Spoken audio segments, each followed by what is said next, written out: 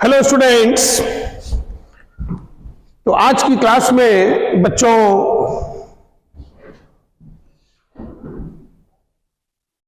हम लोग रेंज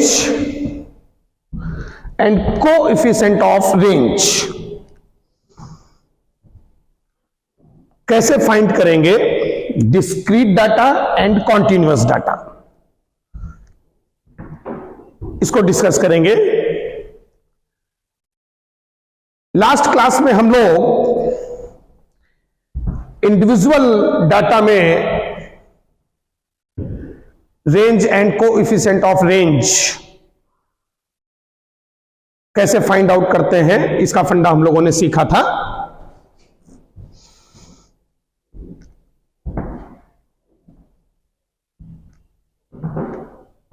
आज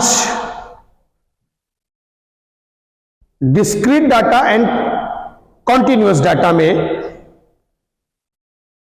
range and coefficient of range कैसे फाइंड आउट किया जाएगा। तो सबसे पहले range and coefficient of range इन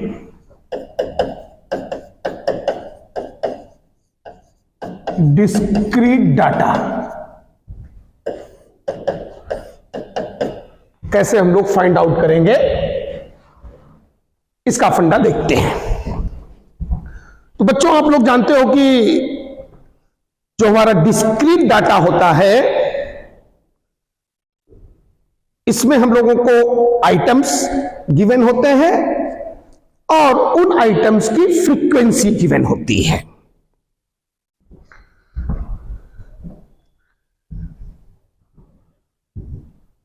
जब हम लोग डिस्क्रीट डाटा में रेंज निकालेंगे तो आप लोगों को यह बच्चों ध्यान रखना है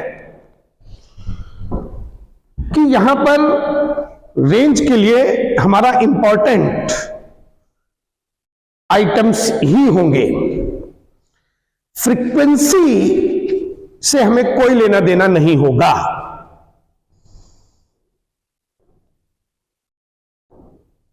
जैसे हम लोग एक एग्जांपल लेते हैं।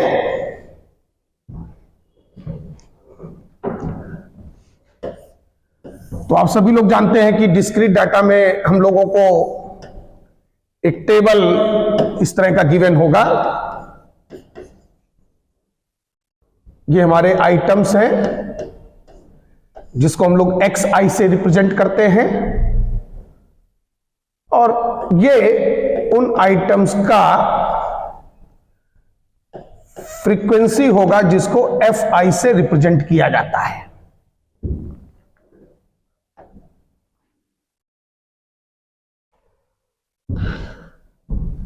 सपोज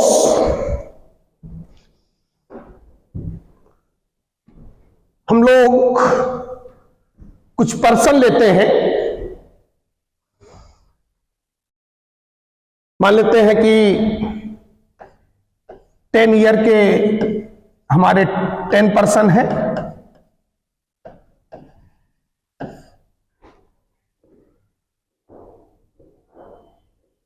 ट्वेंटी ईयर के भी हमारे पास 20 पर्सन हैं। 30 ईयर के भी हमारे पास 30 ईयर या 30 एज, ये हमारी एज है, और ये हमारे पर्सन्स हैं। 30 ईयर के 30 पर्सन हैं।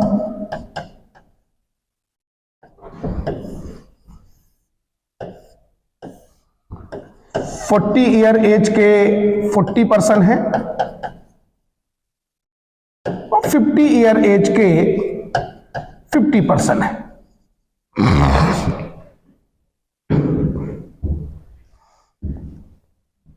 ये हमारा एक टेबल दिया हुआ है।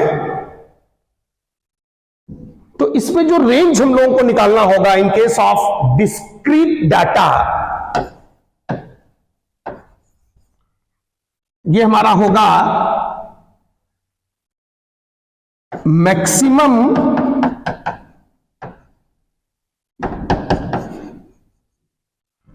Items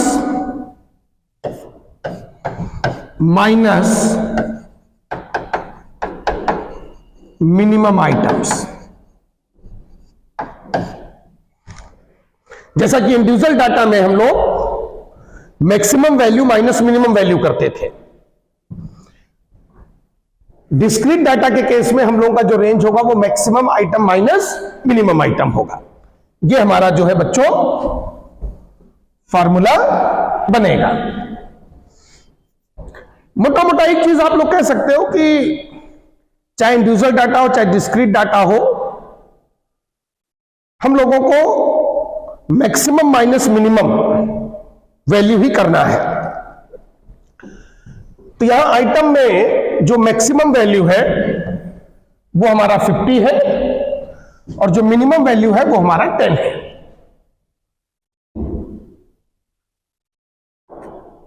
maximum minus minimum item ये हम लोगों को यहां पर सर्च करना होगा। यही फॉर्मूला हमारा यहां पर जो है बच्चों वर्क करेगा। मैक्सिमम आइटम को अगर हम कैपिटल एम ले लें और मिनिमम आइटम को अगर हम स्मॉल एम ले लें तो हमारा जो कोएफिशिएंट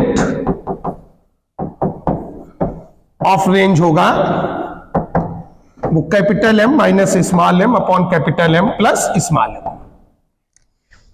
बस यहां पर आपको कंफ्यूज इससे नहीं होना है कि फ्रीक्वेंसी से यहां पर कोई लेना देना नहीं होगा। हालांकि टेबल में गिवन है, क्योंकि टेबल में जब कई बार फ्रीक्वेंसी गिवन होता है तो आप लोग उससे कंफ्यूज हो जाते हो। तो आप लोगों को ध्यान रखना है कि जब भी आपको रेंज निकालना होगा in case of discrete data और इसी तरह से कॉन्टिन्यूअस डाटा में भी, तो आपको फ्रीक्वेंसी से कोई लेना देना नहीं होगा। तो पर्टिकुलर इस एग्जांपल में हमारा जो रेंज होगा, जैसा कि आप देख रहे हो कि मैक्सिमम आपका 50 है, मिनिमम आपका 10 है, तो हमारा आंसर बच्चों 40 आ जाएगा। इसी तरह से कोएफिशिएंट ऑफ रेंज जब हम लोग निकालेंगे, कोएफिशिएंट ऑफ रेंज जब हम लोग निकालेंगे तो capital M 50 minus 10 upon 50 plus 10, 40/60, 2/3, 0.66।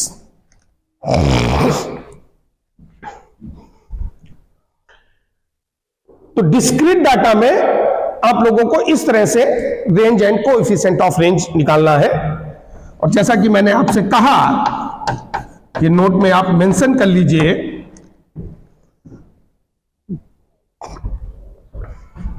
Range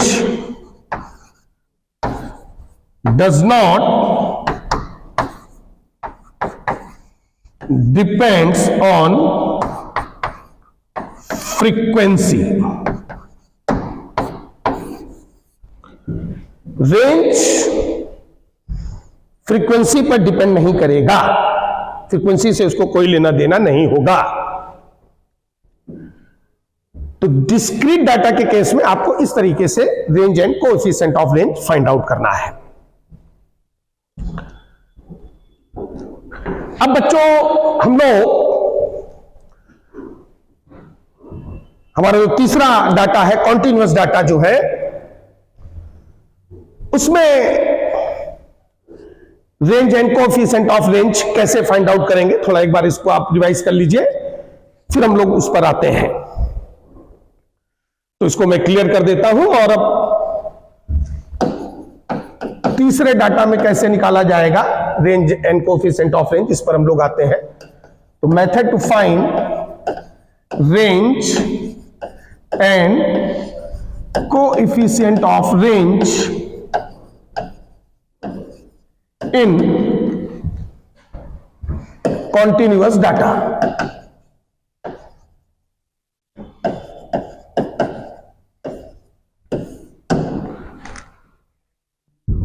तो बच्चों कॉन्टिन्यूअस डाटा के केस में range and coefficient of range हम लोग दो मेथड से निकाल सकते हैं।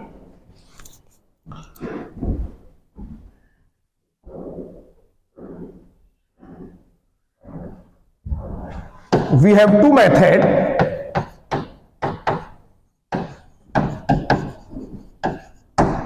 to find range and coefficient of range in case of continuous data.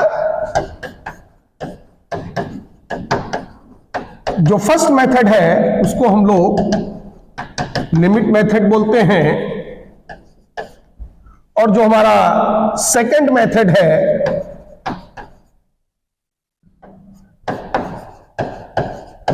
उसको हम लोग मिडिल पॉइंट मेथड बोलते हैं।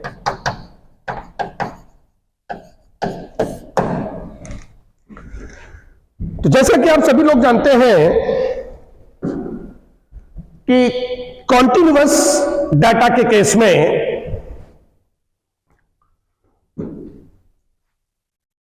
हम लोगों को क्लास इंटरवल और उनकी फ्रीक्वेंसी दी हुई होती है। क्लास इंटरवल एंड उनकी फ्रीक्वेंसीज जो है वो गिवन होती हैं। सपोज हम लोग एक एग्जांपल लेते हैं, इसमें भी बच्चों एक टेबल दिया होगा।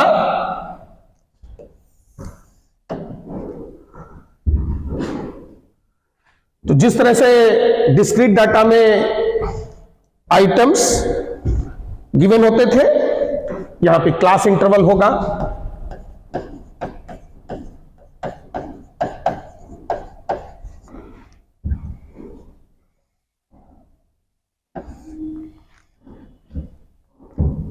और उनकी फ्रीक्वेंसीज गिवन होगी। क्लास इंटरवल को हम लोग CI से रिप्रेजेंट करते हैं, फ्रीक्वेंसीज को FI से रिप्रेजेंट करते हैं। एग्जाम्पल में हमारे पास सपोज क्लास इंटरवल में कुछ एज ग्रुप दिए हुए हैं,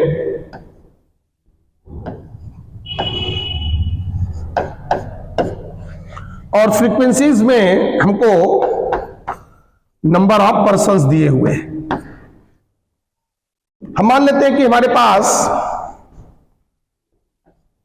10 to 20 ईयर के 100 पर्सन है, 20 to 30 ईयर के 200 पर्सन है, 30 to 40 ईयर के 300 पर्सन है,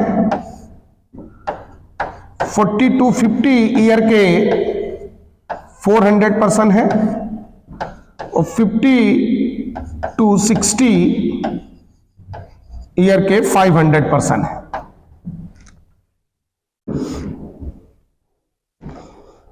ये एक कॉन्टिन्यूअस डाटा हम लोगों को दिया हुआ है।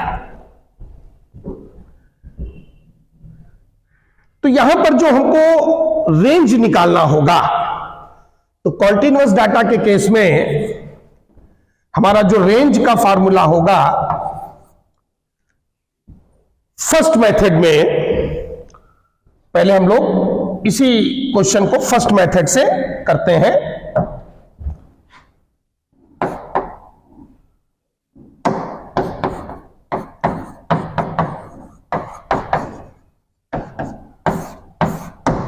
जो फर्स्ट मेथड हमारा है, जैसा कि मैंने आपसे कहा कि उसको हम लोग लिमिट मेथड बोलते हैं।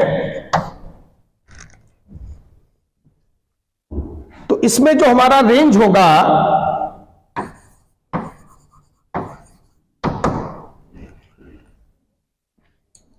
तो जो क्लास इंटरवल दिए हैं उसमें जो लोवेस्ट इंटरवल होगा और जो हाईएस्ट इंटरवल होगा, जैसे हाईएस्ट इंटरवल बच्चों हमारा ये है और लोवेस्ट इंटरवल हमारा ये है। ये लोवेस्ट इंटरवल है और ये हाईएस्ट इंटरवल है।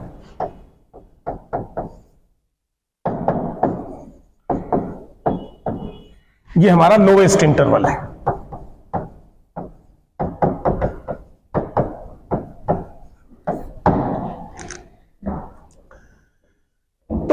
जो रेंज हमारा होगा उसमें जो हाईएस्ट इंटरवल है उसका अपर लिमिट लेना है।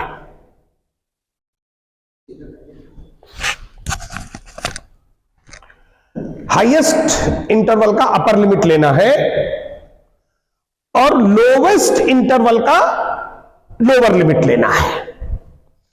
तो रेंज हो जाएगा upper limit of highest class interval minus lower limit of lowest class interval. ये हमारा रेंज का फॉर्मूला फर्स्ट मेथड में बच्चों वर्क करेगा। Upper limit of highest class interval and lower limit of lowest class interval. ये formula first method में range के लिए हम लोगों को निकालना होगा। तो इसको अगर हम लोग कैपिटल एम ले लें और इसको अगर हम लोग स्मॉल एम ले लें तो हमारा कोएफिशिएंट ऑफ रेंज हो जाएगा small M minus capital M minus small M upon capital M plus small M. तो जैसे इस एग्जाम्पल में बच्चों हम लोग आते हैं तो पर्टिकुलर इस एग्जाम्पल में हम लोगों का जो रेंज बनेगा तो जैसा कि आप देख रहे होंगे कि हाईएस्ट इंटरवल का जो अपर लिमिट है वो 60 है, ये 60 और लोवेस्ट इंटरवल का लोअर लिमिट ये है। तो रेंज हो जाएगा 60 माइनस 10 इक्वल टू 50। ये हमारा फाइनल आंसर हो जाएगा पर्टिकुलर इस एग्जांपल के केस में। फॉर्मूला आपका ऊपर लिखा हुआ है। और अब अगर हम लोग कोएफिशिएंट ऑफ रेंज निकालते हैं, कोएफिशिएंट ऑफ रेंज निकालते हैं तो 60 माइनस 10 अपॉन 60 प्लस 10 तो ये 50/70 हो गया, 5/7।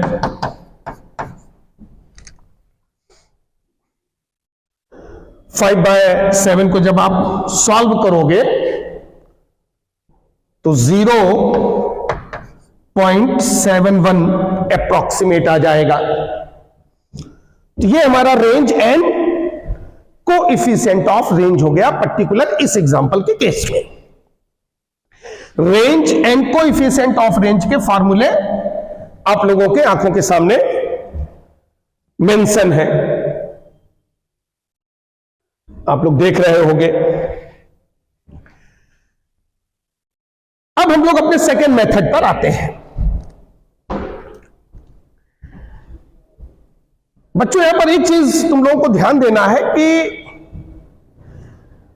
मैथ में ये एक ऐसा कॉन्सेप्ट है कॉन्टिन्यूअस डाटा में जिसमें इन दोनों मेथड से आंसर जनरली आपके अलग अलग आते हैं। अब जनरली मैथ में तो ये होता है कि एक क्वेश्चन का एक ही आंसर होना चाहिए, लेकिन पर्टिकुलर इसमें आपके दोनों मेथड से आंसर्स अलग अलग आएंगे।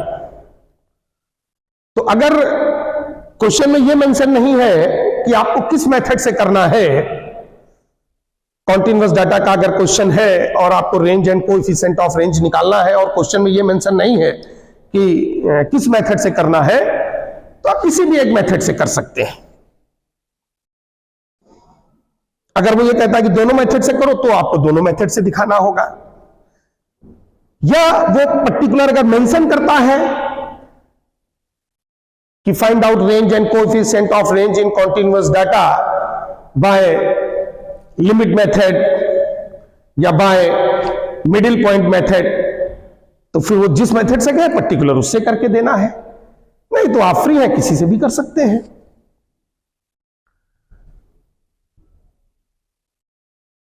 तो अब हम लोग इसी क्वेश्चन में range and coefficient of range अपने सेकेंड मेथड से फाइंड आउट करते हैं। तो जैसा कि बच्चों आप लोग जानते हो कि हमारा जो सेकेंड मेथड है वो मिडिल पॉइंट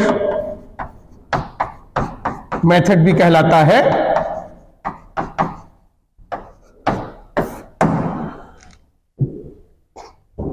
इसमें हम लोग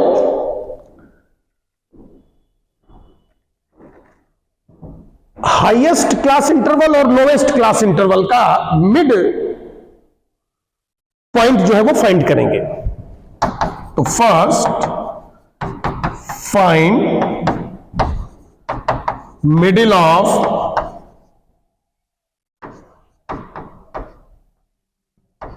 highest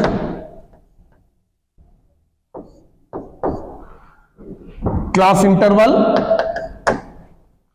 and lowest class interval. First find middle point of highest class interval and lowest class interval. तो सबसे पहले हम लोग को highest class interval and highest class interval and lowest class interval का मिडिल निकालना होगा, और फिर रेंज का फार्मूला हम लोग यहां पर अप्लाई करेंगे। तो यहां पर रेंज क्या होगा, middle of highest class interval minus middle of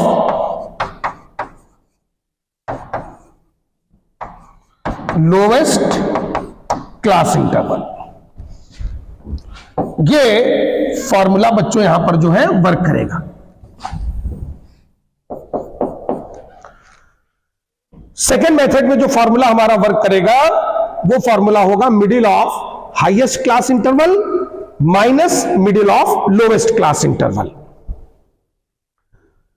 और coefficient of range, suppose middle of highest class interval m है, middle of lowest class interval small m है, तो हमारा जो कोएफिशिएंट ऑफ रेंज होगा उसका फार्मूला वही होगा जो पहले हम लोग यूज करते रहे हैं। कोएफिशिएंट ऑफ रेंज हमारा वही होगा capital M minus small m upon capital M plus small m। Capital M minus small m upon capital M plus small m। Second method में ये हमारे range and coefficient of range के फार्मूले होंगे। तो जैसा कि आप बच्चों देख रहे होंगे कि अगर हम लोग हाईएस्ट क्लास इंटरवल का मिडिल निकालते हैं, मिडिल निकालने का फार्मूला आप लोगों को पता है, ये a प्लस b बाई 2 होता है। अगर a टू b का हमको मिडिल चाहिए, अगर हमारा a टू b का मिडिल चाहिए तो ये फार्मूला होता है a प्लस b बाई 2।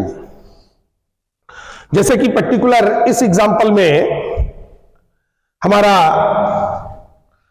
जो हाईएस्ट क्लास इंटरवल है, आप देख रहे होंगे कि इसमें a 50 है, b 60 है। तो इसका जो मिडिल आ जाएगा, इसका जो मिडिल आ जाएगा 50 प्लस 60 बाई 2। तो ये हमारा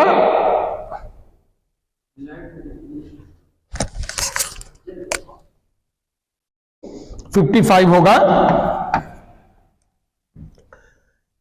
एंड लोवेस्ट क्लास इंटरवल का मिडिल जब हम लोग निकालेंगे तो बच्चों आप देख रहे होंगे कि हमारा जो लोएस्ट क्लास इंटरवल है उसमें ए है 10, बी है 20, तो इसमें हमारा हो जाएगा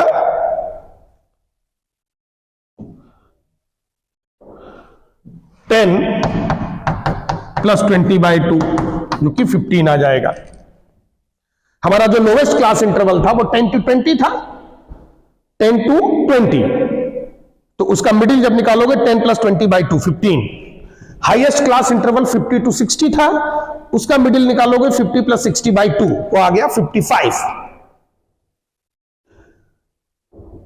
तो ये कैपिटल एम और स्मॉल एम आप लोगों को क्लियर हो गए होंगे। तो अब जो हमारा रेंज होगा पर्टिकुलर इस एग्जांपल में वो 55 माइनस 15, ये बच्चों 40 आ गया।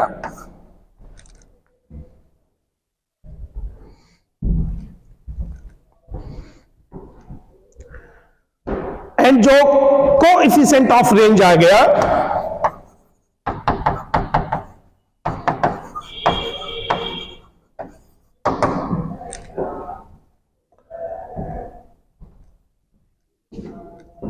तो वो 55 माइनस 15, 55 प्लस 15। जैसा कि आप लोग इसका फॉर्मूला देख ही रहे हो कि capital M minus small M upon capital M plus small M, तो ये 40/70 4/7।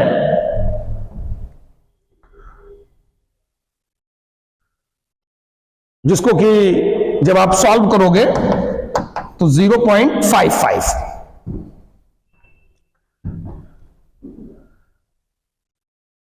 ये अप्रॉक्सीमेट कोएफिशिएंट ऑफ रेंज आ जाएगा।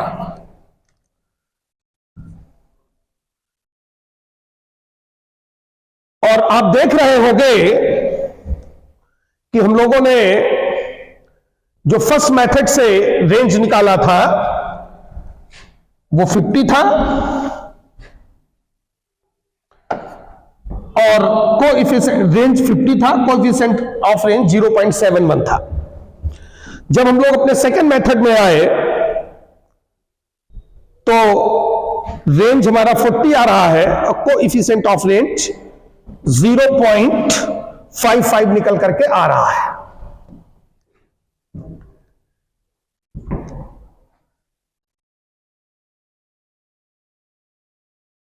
तो दोनों ही मेथड से जो आंसर्स हैं वो जनरली अलग अलग आएंगे। अब क्वेश्चन में आपको जिस मेथड से भी दिया हो, अगर वो कहे कि find out range and coefficient of range by limit method in continuous data या by mid point method in continuous data, तो जो मेथड दिया उससे आप सॉल्व कर लीजिए। और अगर नहीं मेंशन है तो आप you are free to solve anyone from both of these two method.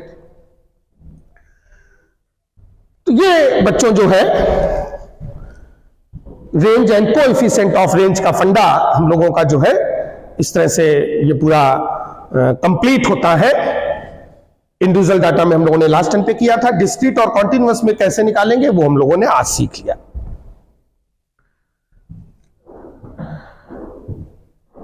Last में एक क्वेश्चन मैं कराना चाहूंगा। ये क्वेश्चन जेईई 2009 में पूछा गया था, जेईई 2019 में पूछा गया था,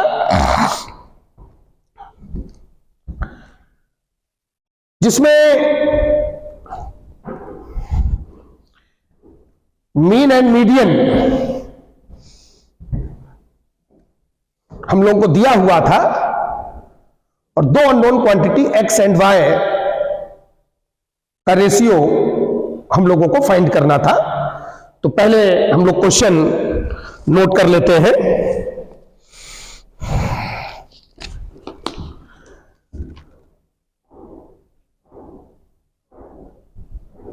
इसको मैं क्लियर कर देता हूं। क्वेश्चन है बच्चों,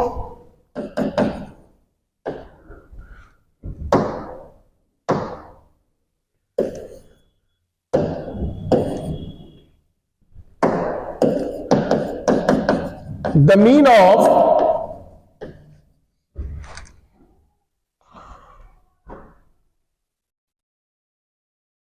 the mean and median of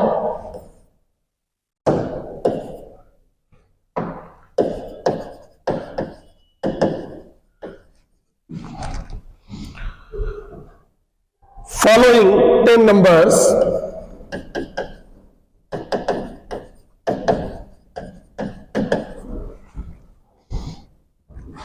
in increasing order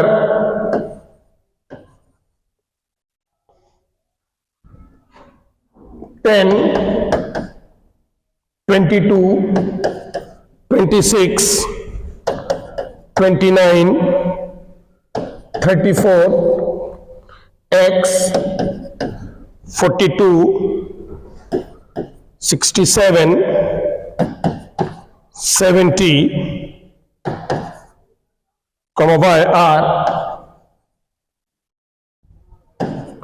42 and 35 respectively. Then y upon x is A option है 7/3, बी ऑप्शन है 7/4, सी ऑप्शन है 9/5, D option none of this.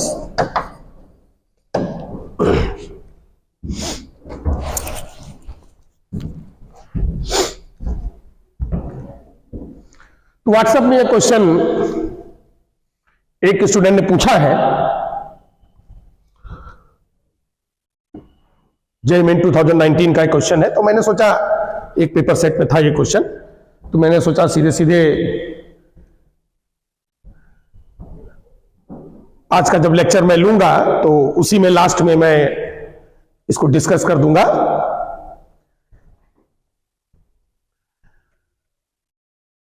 तो हमारा जो मीन एंड मीडियन का फंडा है वो तो आप सभी लोगों को क्लियर ही है। पहले लेक्चर में हम लोगों ने इसको कवर किया था।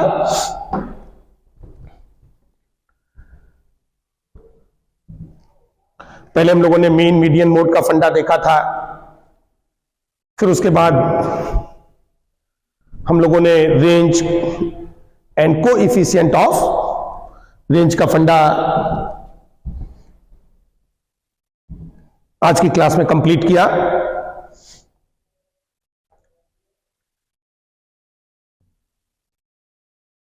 तो मीन में मैंने तुम लोगों को बताया था कि जो भी गिवन इंडिविजुअल डाटा होता है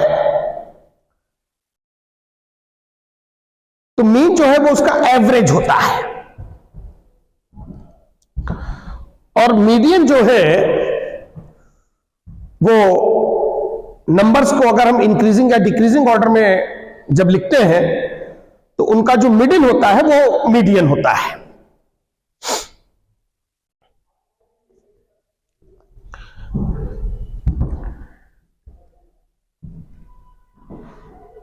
तो बच्चों पहले हम लोग इसका मीन निकालते हैं। तो 10, 22, 26, 29, 34, X, 42, 67, 70, Y। तो 1, 2, 3, 4, 5, 6, 7, 8, 9, 10। तो हम लोग मीन निकालते हैं पहले। तो मीन हमारा हो गया इन सारे नंबर्स का सम। इंडिविजुअल डाटा के केस में मीन क्या होता है? Sigma x i upon n, sigma x i upon n. तो इन सबको जब आप ऐड करोगे 10 plus 22 plus 26 plus 29 plus 34 plus x plus 42 plus 67 plus 70 plus y और डिवाइडेड बाई, चूंकि एन हमारा 10 है यहां पर, तो मीन यह आ जाएगा 300 plus x plus y upon 10। और इसका जो वैल्यू है वो बच्चों 42 दिया हुआ है। इसको जब आपने सॉल्व किया तो x प्लस वाई ये इधर जाके मल्टीप्लाई हो जाएगा, 420 माइनस 300 करोगे तो ये 120 बचेगा फाइनल। इसके बाद उसने मीडियन बोला। अब मीडियन पे आते हैं।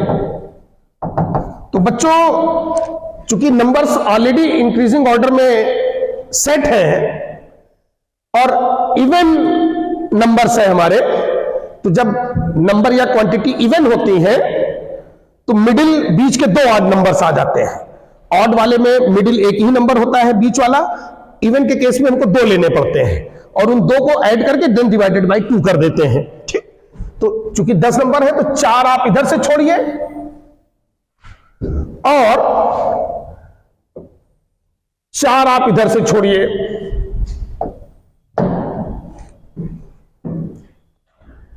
4 हमने शुरुआत से छोड़े, 4 हमने लास्ट से छोड़े।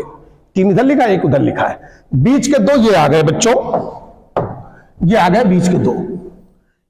इवन के केस में बीच के 2 बचेंगे, उनको सम कर देना है 34 प्लस x बाई 2 और वो मीडियन हमारा दिया हुआ है यहां पर बच्चों 35। तो यहां से जब आप सॉल्व करोगे तो ये 2 राइट साइड में जाके मल्टीप्लाई हो जाएगा, 70 माइनस 34 करोगे तो ये हमारा 36 आ गया। अब हमको चाहिए y, तो x plus y equal to 120 दिया है। x का वैल्यू आप लोगों ने फाइंड कर लिया है। ठीक, तो यहां से जब आप y का वैल्यू बच्चों निकालेंगे तो 120 माइनस 34 करोगे तो 86 आ जाएगा। ये हमारा y आ गया, ये हमारा x आ गया। और अब हमको चाहिए था बच्चों y अपॉन x, तो 86 अपॉन 36। तो आपने 4 से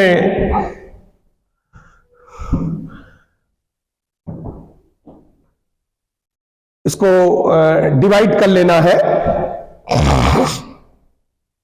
तो y अपॉन x का वैल्यू अब आप लोगों को अच्छे से इसका जो है वो फाइंड कर लेना है।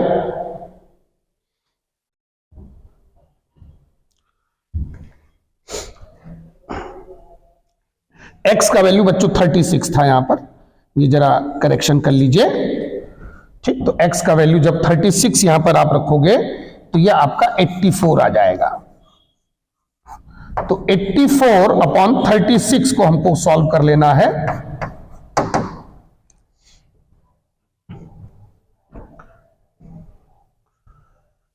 तो फाइनल आंसर जो है वो आपका 7/3 निकल करके आ जाएगा। पहले 4 से डिवाइड किया तो 21/9, फिर 3 से डिवाइड किया, जब आपने 3 से डिवाइड किया तो 7/3 आ गया। तो इस तरह से जो ए ऑप्शन है वो हमारा यहां पर बच्चों करेक्ट होगा। सो आई थिंक ये क्वेश्चन भी आप लोगों को अच्छे से क्लियर हो गया होगा।